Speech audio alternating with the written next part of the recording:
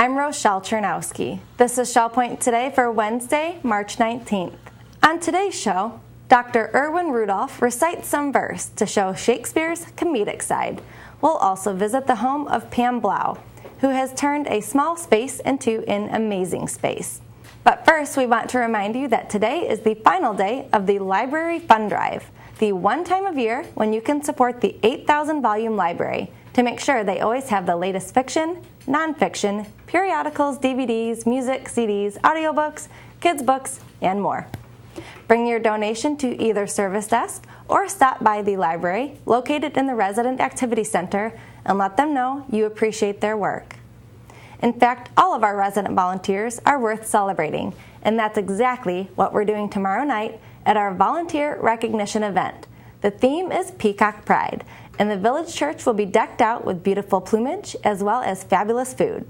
This event is by invitation only, so if you received a letter of thanks from Peter Dice, then join us at the Peacock Pride volunteer event tomorrow night at 7:15 in the church auditorium. Now to today's events. Many older adults deal with a condition called neuropathy, when it becomes difficult to feel your hands and feet. There are ways of coping with this condition, and in fact, we have a support group that meets every month to discuss it. This month, they welcome licensed and certified expert Shepard Beasley to discuss the important role that footwear plays in your foot health. All are welcome to the Neuropathy Support Group, meeting this morning at 11 a.m. in the Woodlands Oak Room. And then tomorrow, our final Academy class celebrating the 450th birthday of William Shakespeare. Ray Boyce of Rosemont traveled to Oxford to study the Bard, and he's bringing his expertise to an Academy class, specifically focusing on Shakespeare's comedies. It happens tomorrow at 10 a.m. in the Grand Cypress Room at the Woodlands. All this year, we've enlisted the help of Dr. Erwin Rudolph, professor of English and lover of poetry, to help us celebrate by reciting some Shakespeare verse. For the comedies, Dr. Rudolph has chosen a passage from Love's Labour's Lost, in which Shakespeare uses many distinct details to describe a typical cold winter day. When icicles hang by the wall, and Dick the shepherd blows his nail, like that, and Tom brings logs into the hall, and milk come frozen home and pale. When Buddy's nipped and ways befouled, and nightly sits the staring owl, to wit to who, a merry note. When all around the winds do blow, and coughing drowns the parson's song. Well, you know, in wintertime, people cough a lot, and the preacher is preaching, and it's cold. Coughing drowns the parson's sermon. And birds sit brooding in the snow, and Marian's nose looks red and raw. When roasted crabs hiss in the bowl, then nightly sits the staring owl, to wit to who, a merry note, while greasy Joan doth keel the pot. Wow, that's quite an evocative way of saying it's cold outside. Let's hear it one more time, including the owl's song, To Wit to Who. When icicles hang by the wall, and Dick the shepherd blows his nail, like that, and Tom brings logs into the hall, and milk come frozen home and pale. When Buddy's nipped and ways befouled, and nightly sits the staring owl, to wit to who, a merry note. When all around the winds do blow, and coughing drowns the parson's song. Well, you know, in wintertime, people cough a lot, and the preacher is preaching, and it's cold. Coughing drowns the parson's sermon. And birds sit brooding in the snow, and Marian's nose looks red and raw. When roasted crabs hiss in the bowl, then nightly sits the staring owl, to wit to who, a merry note, while greasy Joan doth keel the pot. If you want to learn more about Shakespeare's comedies, then attend the Academy class taught by Ray Boyce. It takes place tomorrow at 10 a.m. in the Grand Cypress Room at the Woodlands. While we may not have to deal with winter, Shell Pointers do need to deal with their apartments and getting the most out of every square foot. On today's segment of Amazing Space, we explore the home of Pam Blough of Cameo. Before she moved in, Pam did her homework by researching the size of her studio apartment and then planning exactly what to bring before she downsized and moved to Shell Point. Bobby Brown takes us through and shows us some of these ingenious space-saving ideas. Hi, I'm Bobby Brown, and this is another edition of Amazing Space. Today, we're on the island, so you're going to see some wonderfully creative things in this apartment. Okay, Bobby, this is my little kitchen here, and one thing, I had the advantage of visiting here last spring when this was Barb Palmquist's apartment, and she's a good friend of mine, and I was able to see how she had things set up, and it gave me an idea of different things that maybe I could do to make use of the space that I had and make it go even a little further. So one of the things I did was I asked Ted Benjamin if he wouldn't mind putting in another row of tiles, and that helped an awful lot to make it seem a little bigger and maybe save a little bit on the carpet. So I had this extra row of the tile put in. This is something I brought from the farmhouse up in Pennsylvania. It was yellow before, and my daughter-in-law painted it white for me because I knew that was the theme I was going to go with. And so once I decided on that with the butcher block top, I was able to find this island, and it really has added a lot, and it gives a lot of space for me because as you can see, there's only about a foot of counter space in these small apartments, but it really helps that I have a place to set things down. And Where did you find this? You won't believe it, but I saw it the first time in a Big Lots.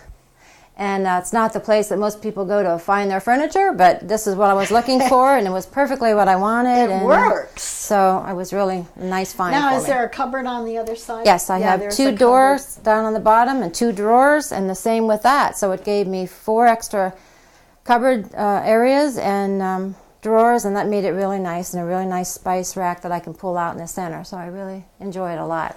When I came to visit Barb, I noticed that there was this little cutout here, and I remembered that we had this, well, it was an ugly green thing back on the farm, but she painted that white for me too, my daughter-in-law, and it makes a really nice place to store a lot of plasticware and odds and ends of little appliances and things like that. And another thing that I knew when I moved here was that I wasn't going to have a lot of counter space as far as or bookshelf tops and things like that to have a lot of photography, like a lot of people have a lot of frames and things of their families. So I had found these years ago, and they're just magnet things that will stick right on a metal thing, or they can either be put on the wall. But it's a wonderful it's way a nice to do way a little to have collage of my your family with me. And this too is another thing I recently got that is a nice thing that just keeps pictures rolling all the time, and makes it nice to keep my family near me when they're so far away. So, Pam's former husband was a pastor, is that correct? Mm-hmm. Correct. Mm-hmm. And this was your family home? His family's home, the Blough farm, and it's about 100 years ago it looked like that, and now it looks like this. It's got 4 levels to it and a lot of space, and so when I decided to make the move, I knew that there were many things that I wouldn't be able to bring with me, and then a couple pieces that I wanted to buy that would go well in this space. So it was a lot of downsizing and a lot of giving things away and leaving things behind. And soul that kind of searching. Mm-hmm. Yeah.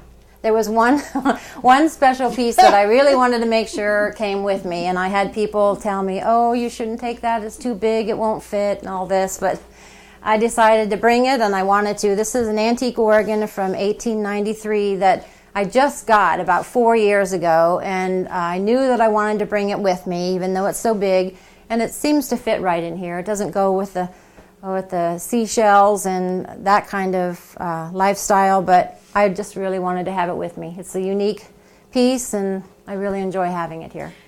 And then we have this wonderful rocker here. Well, I like to sit in that rocker. Yeah, it's right. a fun rocker to sit in. When you're from Pennsylvania or Ohio, you're familiar with the Amish community. And this is just one of the hickory rockers that was for sale. I think I got this one in the Lancaster area. However, I used to live near the Amish area in Ohio as well. But it's really comfortable. You wouldn't think so, but it's very comfortable. I knew that I wanted to have a little bit more space so that I could do reading out there, have some sunshine. That's the wonderful part of being in Florida. So I asked to have my lanai totally enclosed, and also they put tile down on the floor. So I leave my door open all the time, and that way I can sit out there to eat or to do my reading, or other things that I just like to do. And I have a wonderful view here. I can see the pond and the river as well, and so it's just a really pleasant place. I really enjoy being out there. When you do come to such a small area and you are going to be downsizing, you sort of pick and choose those things that you want to bring with you, because obviously you can't bring a lot, so you just bring the things that have special meaning to you. And so that's what I've done, and family things and some of my shells. I like to go to the beach and gather shells, so it's lots of fun to have those things with me here. Pam's other major interest, which I find fascinating, is in Judaism. Through the years, I've gotten a couple different things that have meant a lot to me, and I'll show you these plates that I have back here that my husband had gotten me before. This one here is of the 12 tribes of Israel, and this one is Moses and the 10 Commandments. And so I have various books and things here, and I could mention too, this bookcase was made by Jim Mayer, who lives in Genonia, very good, handy man, and he had these in his apartment, and when I was visiting in the spring, they showed me theirs, and I liked them so much and knew they'd fit so well in my hallway that he made this set of shelves for me, and I really appreciate them. Give me a place to put something. And they're narrower than a lot of bookshelves are way too wide that you would not be able to put them in this hallway. About 7-inch, I think, is all they are. So they really hold a lot. Perfect for books, and they do hold a lot. Well, I had planned to bring a queen-size bed with me because I knew that if I was going to have my children come down to visit, I'd have to have a place for them to be able to stay. So I wanted to bring a queen-size bed, so I had to sort of plan around how much room I was going to have, just needing enough walking space, and then be able to bring a dresser and some other things that I would have to have in here. My computer area is there, and then I have these two closets that I had Dottie Morrison actually has been very much of a friend to me, and she helped me when I was in the process of moving, and she had a gentleman come and put those together for me, and they add an awful lot of storage space for me, and I really appreciate having those. One of the other things that I really was hoping to be able to have once I got here was a place to put necklaces and jewelry, because there just isn't a lot of space for that. So a good friend of mine, Don Dragoo, who works in the wood shop almost every day, was willing to make me this from a picture that I showed him out of a magazine, and it's just basically a place to put all my necklaces. So in my bathroom here, these are my two closets where all my clothes are, and the storage area is there, and this is one of the new spa showers that Shell Point is putting in now, and I really enjoy that. It's very nice. And then from the farmhouse, I brought a couple things with me. This I took right off my bathroom wall at the farm and brought, because then I can store a lot of towels and things like that in there. It adds an awful lot of space. And then I also had them put in for me a mirror that has you can pull them out to do your hair and things, but it adds an awful lot of shelf space in there. So that's why I really appreciate those. They now are putting in some of the apartments. I noticed they're putting in counter height sinks in the bathrooms where they used to they were lower. This is much easier on my back. It's much easier for everybody. I think these are, they seem to be doing more and more of these higher sinks than the older ones that are, the standard bathroom sink level. But I was able to find really nice, they're actually shoe boxes, but the drawers pull out, and so it adds a lot of, I have about 4 or 5 of them in here, and then I have them in different areas, so you make your own drawer space, so it worked out okay. And this is the magic door. Oh. This is what we all wish we had. Oh, okay. Is the magic door. That's called a pocket door. You don't have any of those? No. Oh, okay. Both that one and the bedroom door are pocket doors, which is really nice, because then you don't have... The pocket door saves so much space. Yes. I really like But they those. have to put them in when they redo the apartment. I see. Yeah. So the pocket doors are wonderful. Thank you so much for letting us come to visit you today. You really have created a very amazing space. And I'm sure a lot of our Shell Point residents who have these smaller apartments have picked up some really clever ideas that they could implement in their own home to give them some additional space.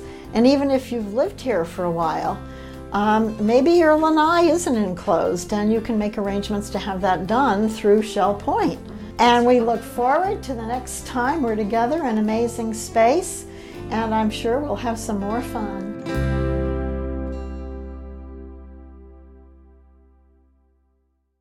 Do you know someone who has an amazing space worth highlighting? Then contact our host, Bobby Brown, at 590-9010 and fill her in on the details.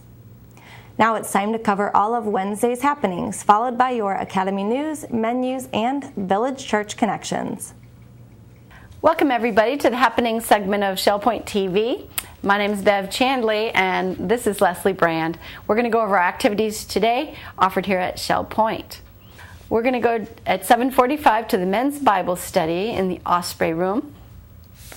And at 8 o'clock we have the men's match play doubles tennis down at the Woodlands tennis courts. 8:45 is the time that Lilly and Company Jewelers will be here for their weekly jewelry service at the Resident Activity Center. 9 o'clock we have Gerasi Travel. They'll be in the egret room in the Resident Activity Center.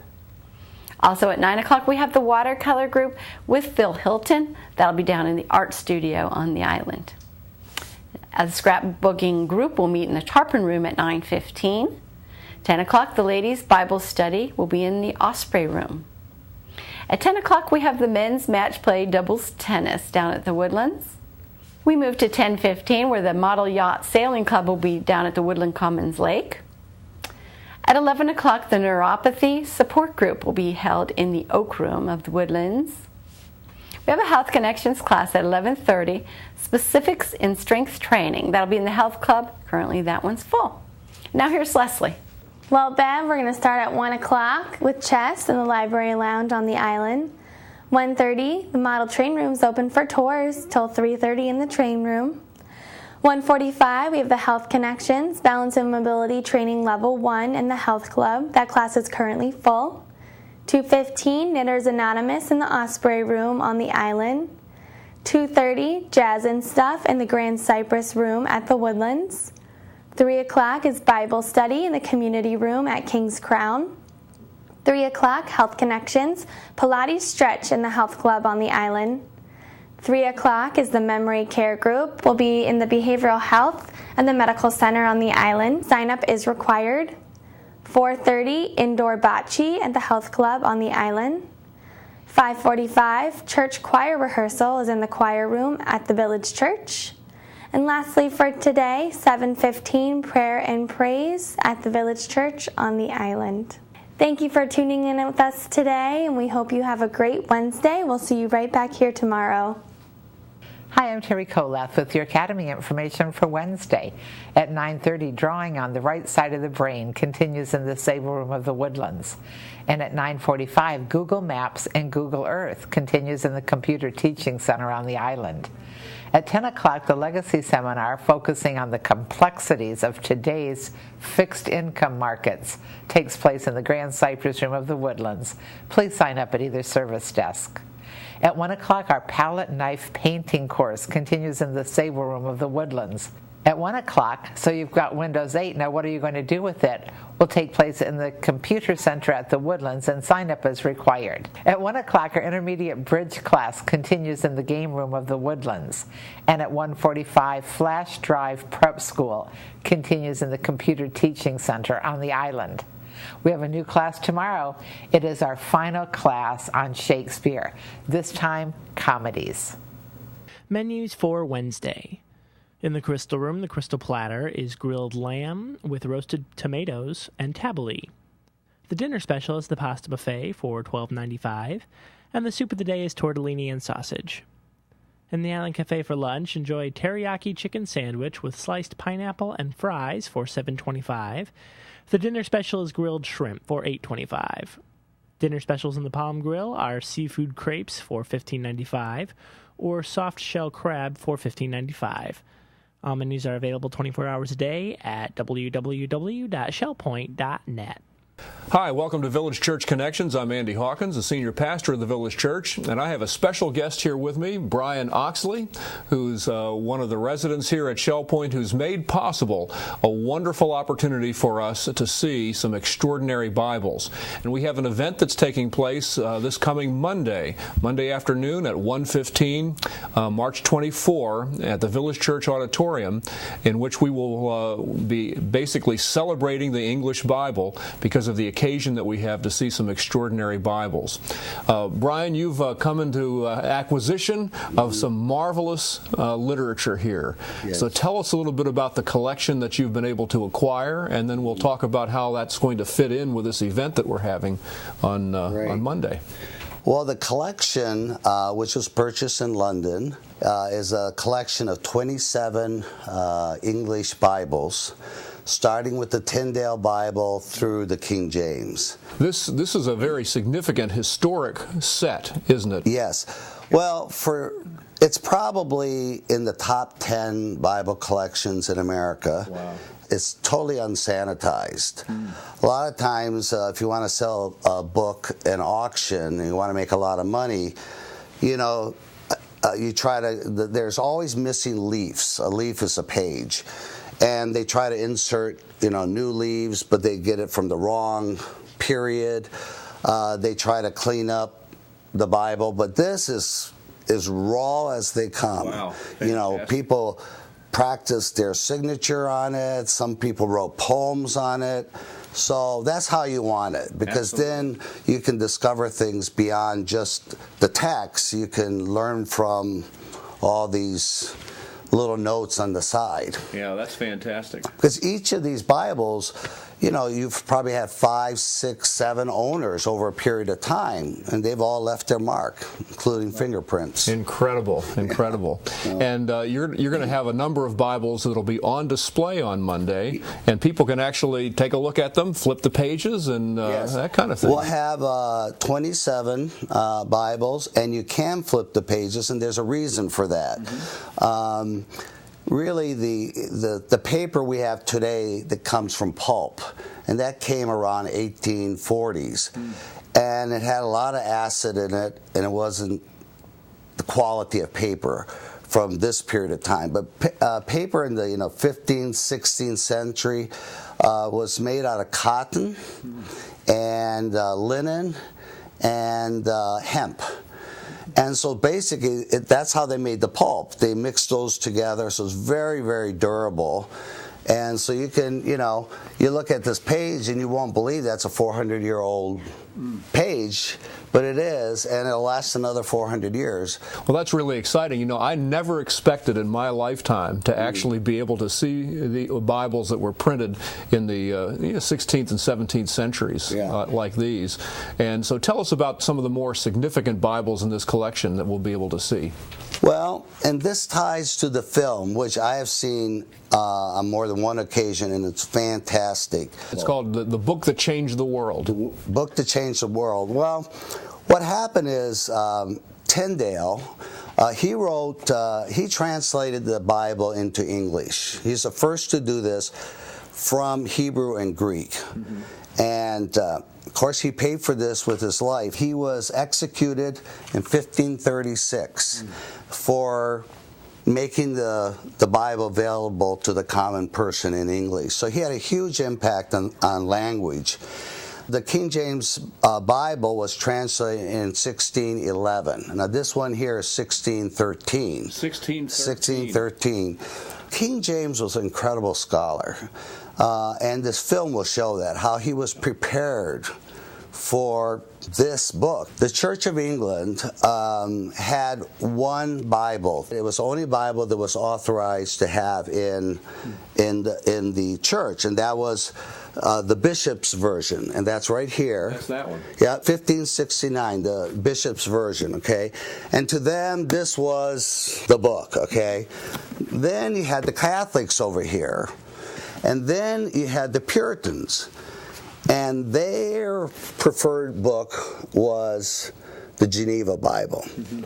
King James was a very clever man, and so his thing was unity. He was the head of the church, and he wanted everybody to come together. So he put in place an incredible scheme, or a plan, and the plan was to get the bishops and the Puritans together to create a new Bible. And that new Bible would be the authorized version. The authorized King James Version.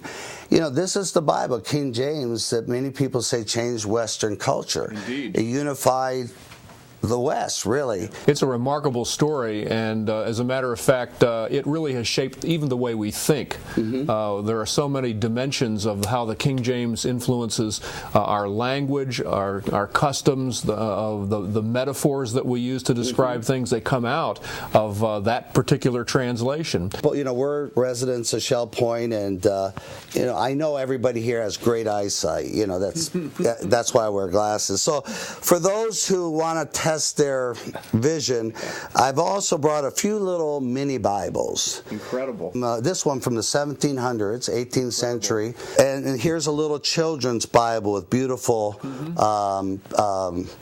colored pictures in. So we'll have 10 or 15 of those. Fantastic. For those that are interested. And here, you might wonder what this thing's sitting over here for. This is, I believe, a complete Bible.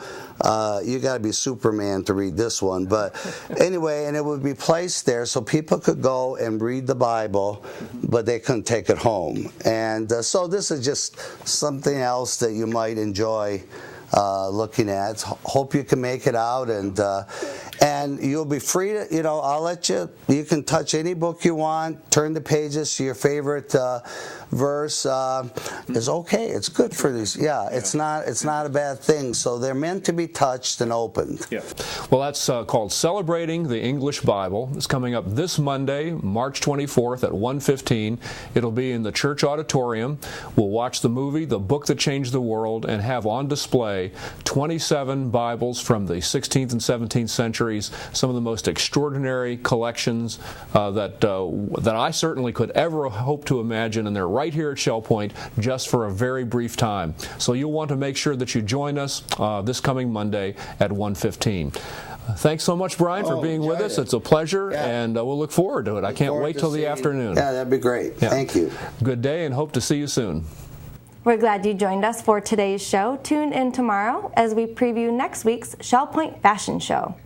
We'll also meet Margaret Axtell, who helps to run a children's clothing boutique in Williamsburg, Virginia. Until then, this is Shell Point Today for Wednesday, March 19th. I'm Rochelle Chernowski. From all of us here at Shell Point TV, we hope you have a great day, and we'll see you again tomorrow.